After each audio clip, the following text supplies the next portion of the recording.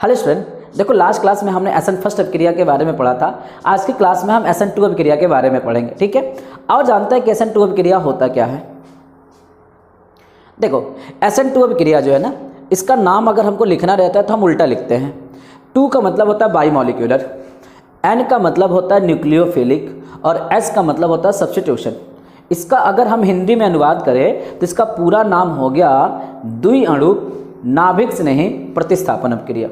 अगर हम इस अभिक्रिया की कुछ विशेषताओं की बात करें तो ये जो अभिक्रिया होता है वो एक ही पद में होता है, पर इसके पहले जो SN फर्स्ट अभिक्रिया पढ़े थे वो दो पद में होता था। ठीक है, चलो इस अभिक्रिया में होता क्या है ना कि जो मेरा नाभिक स्नेही होता है, जिनके पास माइनस होते हैं, वो क्या करते हैं, एल्किल हैलाइड पर आक्रमण करते हैं और आक्रमण करके संक्रमण अवस्था बनाते हैं। संक्रमण अवस्था एक ऐसी अवस्था होती है जिसमें बंध का बनना और बंध का टूटना दोनों एक साथ होता है, पर समझ लो दोनों कोई परफेक्टली नहीं हुआ था, ना तो पूरा बंध बना ही रहता है और ना तो पूरी तरीके से बंध टूटा ही रहता है। ठीक है, इस संक्रमण अवस्था की जो ऊर्जा होती है बहुत ज़्यादा होती है, तो जब ऊर्जा बहुत अधिक होगी तो इसका जो अस्थायित्व होता है वो कम होता है। साइंस की भाषा में बस ये समझ लो कि जिसकी ऊर्जा अधिक होती है उसका अस्थायित्व कम होता है, वो ज़्यादा टाइम तक स्टेबल नहीं रह सकता। ठीक है, तो जो संक्रमण अवस्था होती है ना उसकी ऊर्जा बहुत अधिक होती है, इसलिए वो ज़्यादा अस्थायी होता नहीं है। जब ज़्यादा अस्थायी नहीं होता है तो वो क्या करता है, धीरे धीरे उत्पाद में परिवर्तित होना शुरू कर देता है। अगर इस अभिक्रिया की हम कोटि की बात करें तो इस अभिक्रिया की जो कोटि होती है ना वो दो होती है। ठीक, SN फर्स्ट अभिक्रिया में कार्बोधनायन बनता था, पर इसमें कोई भी कार्बोधनायन नहीं बनने वाला है। ठीक है, चलो ये बात हम समझ गए ना। अब हम क्या करते हैं कि ये जो भी बातें हैं इस बातों को हम एक एग्जाम्पल की सहायता से समझते हैं। पहले मैंने अभी जो भी बातें बताई वो सारी बातें हैं यहाँ लिखी हुई हैं। ठीक है, मैं आपको एक बार रीडिंग करके बता देता हूँ। देखो मैंने बोला ना कि इस अभिक्रिया का पूरा नाम है द्विअणुक नाभिक स्नेही अभिक्रिया, द्विअणुक नाभिक स्नेही प्रतिस्थापन अभिक्रिया। ये जो अभिक्रिया होगी वो एक ही पद में होगा। इस अभिक्रिया में जो नाभिक स्नेही होते हैं वो आक्रमण करते हैं और संक्रमण अवस्था बनाते हैं। संक्रमण अवस्था की जो ऊर्जा होती है बहुत अधिक होती है, इसके कारण इसका जो अस्थायित्व होता है वो कम होता है और ये उत्पाद में परिवर्तित होने लगते हैं। इस अभिक्रिया की जो कोटि है वो दो है। इस अभिक्रिया में कोई भी कार्बोधनायन नहीं बनता है। ये जो अभिक्रिया होती है ना संक्रमण अवस्था, इस संक्रमण अवस्था को हम बोलते हैं पंच संयोजी अवस्था। पंच संयोजी अवस्था का मतलब हो गया कि इसमें कार्बन के साथ 5 बॉन्ड बने होते हैं। ठीक है, चलो अब हम क्या करते हैं, ये जो भी पॉइंट है इन सारे पॉइंट को एग्जाम्पल की सहायता से समझते हैं। सपोज करो कि मेरे पास यहाँ पर एक यौगिक है CH3 और ये हो गया X, तो ये तो एल्किल हैलाइड हो गया और इसकी अभिक्रिया मैंने कर दिया यहाँ पे NaOH के साथ, और ये जो NaOH है वो जलीय है, मतलब एक्वस फॉर्म में है। ये रिएक्शन करोगे तो ये जो हो गया ना ये एक साथ निकल जाएंगे, तो बाकी यहाँ से बताओ क्या बच गया, इधर CH3 बच गया और यहाँ क्या बच गया, OH बच गया। इन दोनों को जोड़ लो ऐसे, और किसको किसको निकाले हो, Na को और X को निकाले हो, मतलब यहाँ से NaX निकल गया है। कंफर्म, ये रिएक्शन हो गया ना, एक लाइन में हो गया। पर अब इस रिएक्शन की हमको क्रिया विधि देखनी है कि वास्तव में ये रिएक्शन हुआ कैसे है। तो इस रिएक्शन का हमको मैकेनिज्म करना है, क्रिया विधि।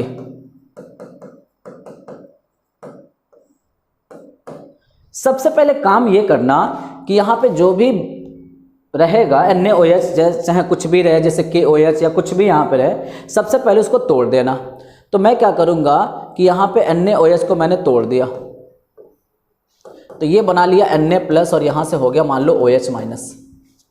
जिसके पास माइनस होता है उसको हम बोलेंगे न्यूक्लियोफाइल, मतलब नाभिक स्नेही बोलोगे, नाभिक स्नेही। हो गया क्या कि मान लो ये मेरे पास कार्बन है, इस कार्बन के साथ 3H जुड़ा है तो मैंने यहाँ से 3H जोड़ लिया, और इसी कार्बन के साथ मान लो ये X जुड़ा हुआ है, और ये मेरा जो नाभिक स्नेही है ये चाहेगा इस कार्बन के साथ बंध बनाना। तो कार्बन कब बंध बनाएगा, जब उसके पास बॉन्ड खाली रहेगा, बंध खाली रहेगा।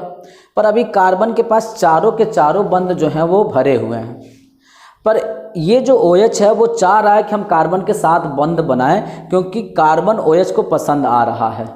ठीक है, तो ये क्या करेगा कि ये कार्बन के पास अपना प्रपोजल लेके आएगा कि मैं तुम्हारे साथ बंध बनाना चाहता हूँ।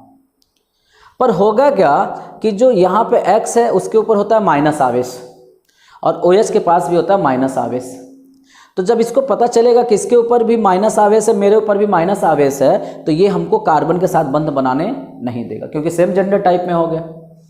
अब क्या होगा कि ये सामने से इस कार्बन पे अटैक नहीं कर पाएगा, डोरा नहीं डाल पाएगा। तो ये क्या करेगा, चोरी चोरी चुपके चुपके ये पीछे से आके कार्बन के ऊपर अटैक करेगा। ठीक है, इनके ऊपर डोरा डालेगा। अब क्या कहेगा कि बोलेगा कि मैं क्या है आपके साथ बॉन्ड बनाना चाहता हूँ। कार्बन बोलेगा कि मैं पहले से शादीशुदा हूँ, मैं पहले से X के साथ बंध बनाया हूँ। बोलेगा कि यार मैं आपको ज़्यादा खुश रखूँगा कंपेयर टू X, मैं X के कंपेयर में आपको ज़्यादा खुश रखूँगा। अब क्या करेगा, OH इस X की बुराई करना शुरू करेगा और अपनी तारीफ करना शुरू करेगा। मतलब कह सकते हो कि कार्बन का वो कान भरना शुरू कर दिया है। कार्बन क्या हो गया, एकदम ऐसी अवस्था में आ चुका है कि वो समझ नहीं पा रहा है कि मैं करूँ तो करूँ क्या। वो इस OH के साथ अपना बंध भी बनाना चाह रहा है और इस X को छोड़ना भी चाह रहा है। तो यही जो अवस्था होती है ना, इसी अवस्था को हम बोलते हैं संक्रमण अवस्था। संक्रमण अवस्था, इसको बोलोगे ट्रांजिशन स्टेट। इस अवस्था में ये जो बॉन्ड है वो बन भी रहा है और यहाँ से जो बॉन्ड है वो ब्रेक भी हो रहा है। मतलब दोनों काम यहाँ से हो गया, बंध का बनना और बंध का टूटना दोनों हो रहा है। पर कोई काम परफेक्ट हुआ नहीं अभी पूरी तरीके से बंध बन भी नहीं पाया है और पूरी तरीके से बंध टूट भी नहीं पाया है। अगर हम देखें तो कार्बन के पास 1 2 3, अगर इसको भी बॉन्ड काउंट कर लें तो 4 हो गया और इसको भी बॉन्ड काउंट कर लें तो कितना हो गया, 5 हो गया। इसीलिए हम बोल रहे हैं कि ये जो अवस्था है इसको हम बोलते हैं पंच संयोजी अवस्था। इसको क्या बोलोगे, पंच संयोजी अवस्था बोलोगे। ठीक है, अब क्या होगा कि ये जो कार्बन है वो ये सोचेगा कि अरे यार इसके साथ तो मैं काफ़ी लॉन्ग टाइम से रहा हूँ, ये बंध मेरा पुराना हो गया है, अब मैं क्या करता हूँ, नया बंध बनाता हूँ। तो यहाँ पे ये क्या करेगा, इस X को हमेशा के लिए त्याग देगा और उसके बाद त्यागने के बाद क्या करेगा कि अपने साथ ये बॉन्ड बना लेगा।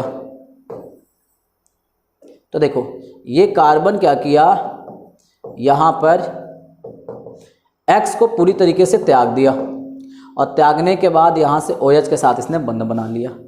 तुम इसको चाहो तो ऐसे भी लिख सकते हो कि देखोगे, इसको मैं चाहूँ तो ऐसे लिख सकता हूँ कि नहीं लिख सकता हूँ। इस कार्बन के साथ 3 H जुड़े हुए हैं तो मैं CH3 लिख सकता हूँ और इस कार्बन के साथ OH जुड़ा हो तो मैं इसको ऐसे लिख सकता हूँ। तो यही तुम्हारा उत्पाद बना था ना, देखो यही उत्पाद बन गया कि नहीं बन गया। ये जो अवस्था होती है, इसी अवस्था को हम बोलते हैं, ये जो रिएक्शन हो रहा है इसी रिएक्शन को हम बोलते हैं SN2 अभिक्रिया। और ये जो रिएक्शन होता है वो शुरू से ही फास्ट होता है। कंफर्म हो? अब सुनो, अब क्या करना है, अब आपको ये देखना है, हमको इसका क्या निकालना ना, इस अभिक्रिया की कोटि निकालनी है, SN2 अभिक्रिया की। तो बताओ, इस रिएक्शन में शुरू से ही ये और ये दोनों भाग ले रहे हैं ना, मतलब इस रिएक्शन की जो दर है इनके और इनके ऊपर निर्भर कर रही होगी।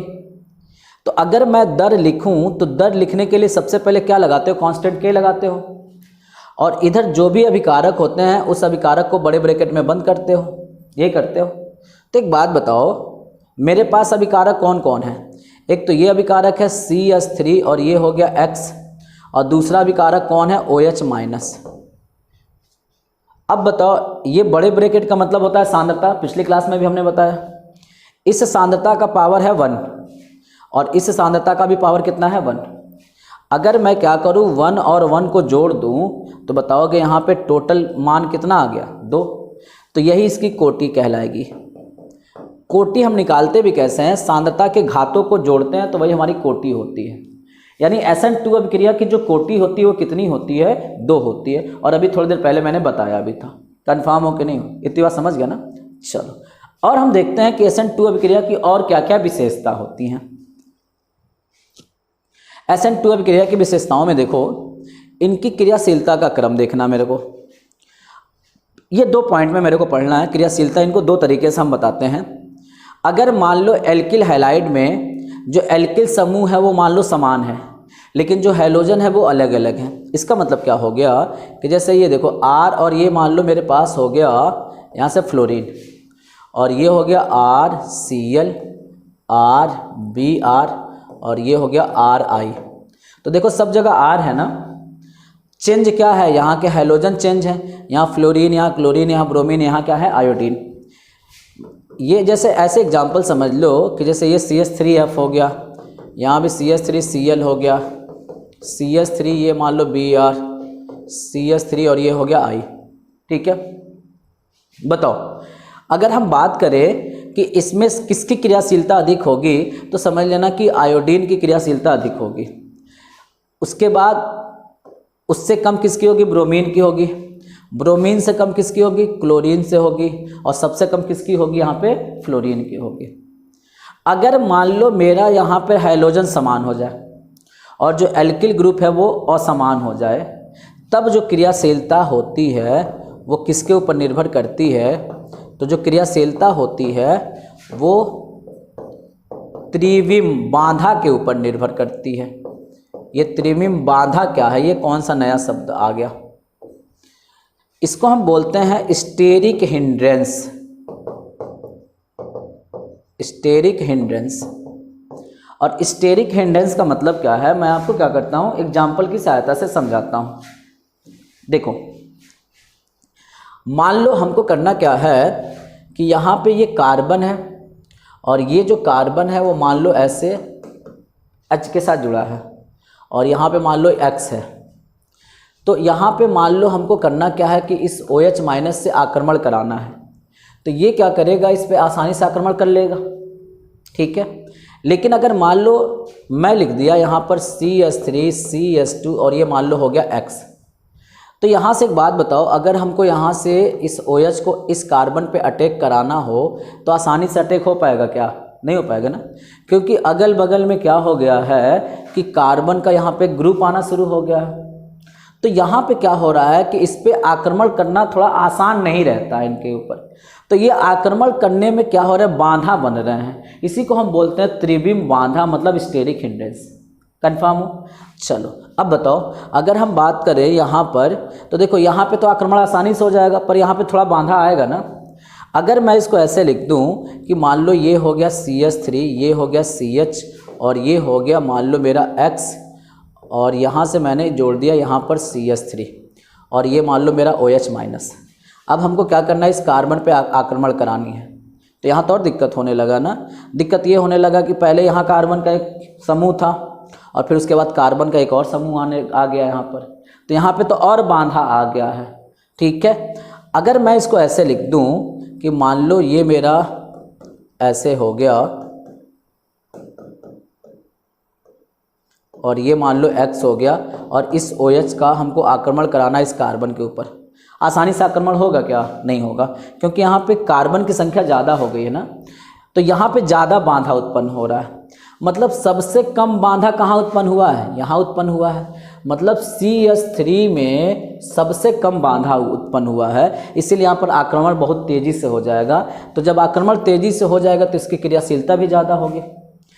यहाँ पे बांधा उत्पन्न हुआ है कि नहीं हुआ है, इसका मतलब अगर हम देखें तो ये देखो, ये तो X इस कार्बन से जुड़ा है, इसका मतलब ये 1 डिग्री का है, और यहाँ पे X इस कार्बन से जुड़ा है और ये कार्बन इससे भी जुड़ रहा है, इससे भी जुड़ रहा है। इसका मतलब ये कितने डिग्री का हो गया, 2 डिग्री का। यहाँ पर X इस कार्बन से जुड़ा है, इस कार्बन से भी जुड़ा है। देखो ये जो X इस कार्बन से जुड़ा है, तो ये वाला जो कार्बन है वो इससे भी जुड़ रहा है, इससे भी जुड़ रहा है, इससे भी जुड़ रहा है। तो कितने डिग्री का हो गया, 3 डिग्री का। मतलब ये कह सकते हो कि 1 डिग्री का जो एल्किल हैलाइड है ये बाधा उत्पन्न कर रहा है, लेकिन 2 डिग्री के एल्किल हैलाइड से कम कर रहा है। तो इन दोनों में अगर क्रियाशीलता पूछे तो किसकी क्रियाशीलता ज़्यादा होगी, तो यहाँ पे 1 डिग्री वाले की ज़्यादा होगी। लेकिन अगर यही बात कर लो 3 डिग्री एल्किल हैलाइड की, तो देखोगे ये 2 डिग्री वाला और ये 3 डिग्री वाला, तो बाधा कौन ज़्यादा उत्पन्न कर रहा है, 3 डिग्री वाला। इसका मतलब 2 डिग्री की क्रियाशीलता क्या होगी, ज़्यादा होगी। तो ये बात याद रखना कि अगर एल्किल ग्रुप अगर डिफरेंट आ रहा है तो देखना कि बांधा उत्पन्न कौन कर रहा है। जो बांधा ज़्यादा उत्पन्न करेगा उसकी क्रियाशीलता कम होगी, जिसमें बांधा कम होगा उसकी क्रियाशीलता अधिक होगी। कन्फर्म हो? चलो आओ अब देखो, इसका त्रिविम समवायता हमको देखना है। त्रिविम समवायता का मतलब हो गया कि कोई अणु जो है, ठीक है, किसी अणु का जो व्यवस्था है, उनका जो अरेंजमेंट है वो किस तरीके से है, वही उसका वही उसका क्या कहलाता है, त्रिविम व्यवस्था कहलाता है। जैसे मान लो अगर हम बात कर रहे थे यहाँ पे मेरा CH3 और ये मान लो X है, तो सपोज करो कि मैं इसको लिख सकता हूँ कार्बन, ये मान लो हो गया H, ये हो गया H, ये हो गया H, और ये मान लो मेरा हो गया यहाँ से X। तो ये इनकी जो व्यवस्था है यही कहलाएगी त्रिविम व्यवस्था, ठीक है। अब मान लो अगर हमको यहाँ से OH से आक्रमण कराना हो तो देखो, क्या ये सामने से आक्रमण कर सकता है क्या? बिल्कुल नहीं कर सकता। मतलब इनको आक्रमण करना है तो कहाँ से आक्रमण करना पड़ेगा? पीछे से आक्रमण करेगा। जिधर से आक्रमण करेगा उधर से क्या बनाएगा? बंध बनाएगा। तो देखो, ये कार्बन हो गया और ये H हो गया और ये H और ये मान लो हो गया H।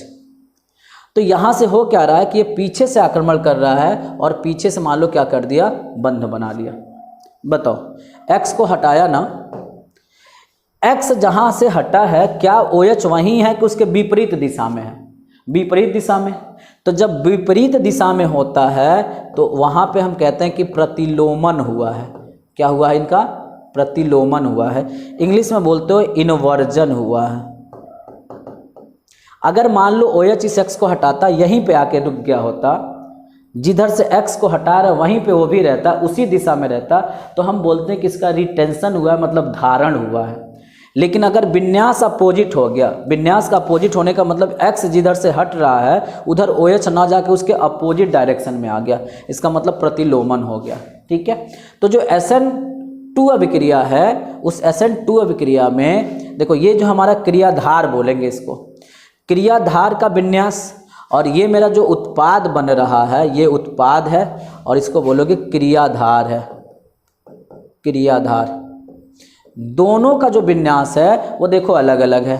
यहाँ पे क्या है कि X इस डायरेक्शन में है और यहाँ पे OH इस डायरेक्शन में आ गया, तो इन दोनों का जो विन्यास हो गया वो अलग अलग हो गया, ठीक है। चलो, और एक बात और याद रखना कि जो SN2 अभिक्रिया होता है उसमें केवल और केवल प्रतिलोमन विन्यास ही होता है। कन्फर्म हो ना? चलो अब देखो, अब हम आपको सिखा चुके SN1 अभिक्रिया और SN2 अभिक्रिया। समस्या ये है कि सर एग्जाम वगैरह में हम कैसे जानेंगे कि हमको कब SN1 लगाना है, कब SN2 लगाना है, ठीक है। चलो देखो, 3 डिग्री का एल्किल हाइलाइड आपको दिखेगा, 3 डिग्री वाला, तो आप वहाँ पे हमेशा SN1 लगा देना, ठीक। अगर मान लो 1 डिग्री का दिख गया तो वहाँ पे SN2 लगा के आ जाना, ठीक। लेकिन मान लो अगर 2 डिग्री का एल्किल हैलाइड है तो दोनों में से किसी एक को लगा देना। SN1 भी लगा सकते हो, SN2 भी लगा सकते हो। ये बात समझ रहे हो ना?